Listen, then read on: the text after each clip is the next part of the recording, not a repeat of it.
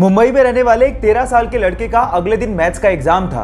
जब बुक ढूंढने गया तो पता लगा कि गलती से उसकी बुक मुंबई में रहने वाले अंकल के घर पे रह गई है। तो उसने पापा को कॉल किया और कहा कि क्या आप किसी लड़के को भिजवा कर बुक मंगवा देंगे।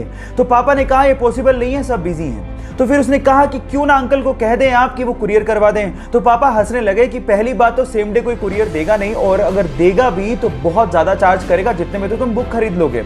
तो इसी प्रॉब्लम का सॉल्यूशन उसके दिमाग में आया। उसने सोचा कि क्यों ना एक स्टार्टअप शुरू किया जाए जो कि सेम डे पिकअप करे और सेम डे डिलीवरी करे, और वो भी कम चार्जेस में।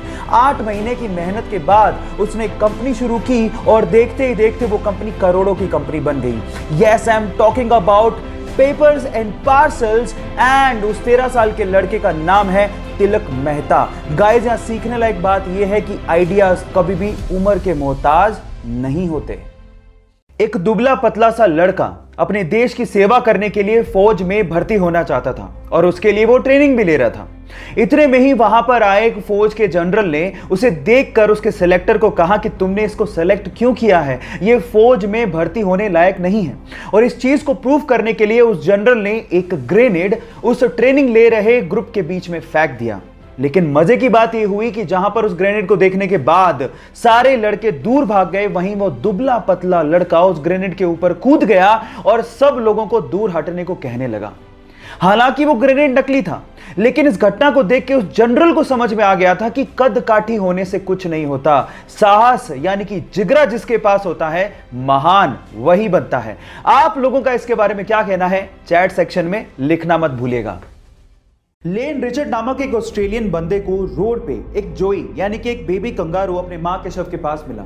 उसकी मां की मृत्यु कार एक्सीडेंट की वजह से हो गई थी। अब वो उसे अपने घर ले आया। उसने और उसकी फैमिली ने उस कंगारू को बड़े प्यार से पाला। उनकी प्रॉपर्टी में बने एक बड़े से फार्म में वो कंगारू खेलता रहता था। एक दिन लेन अपनी प्रॉपर्टी में घूम रहा था, तभी अचानक से एक पेड़ का तना उसके सर पे आके गिरा और वो वहीं बेहोश हो गया। तब वहां पर वो कंगारू भागता हुआ आया और तब तक चिल्लाता रहा जब तक उसकी फैमिली ने लेन को ढूंढ नहीं लिया।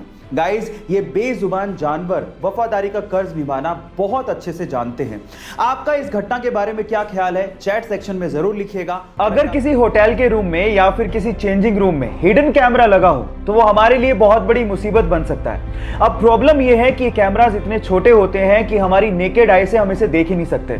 तो घबराइए मत गाइस, क्योंकि एक ऐसा पोर्टेबल डिवाइस आ गया है जो आप अपने साथ कैरी कर सकते हैं। और जब आप होटल या फिर चेंजिंग रूम में जाएं तो इस पोर्टेबल डिवाइस को ऑन करके आप हिडन कैमरा को, चाहे वो कितना भी छोटा क्यों ना हो, उसे ढूंढ सकते हैं।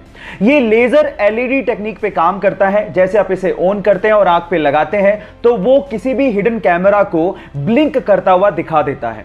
हिडन कैमरा चाहे ऑन हो या ऑफ, ये डिटेक्टर फिर भी उसे डिटेक्ट कर लेता है।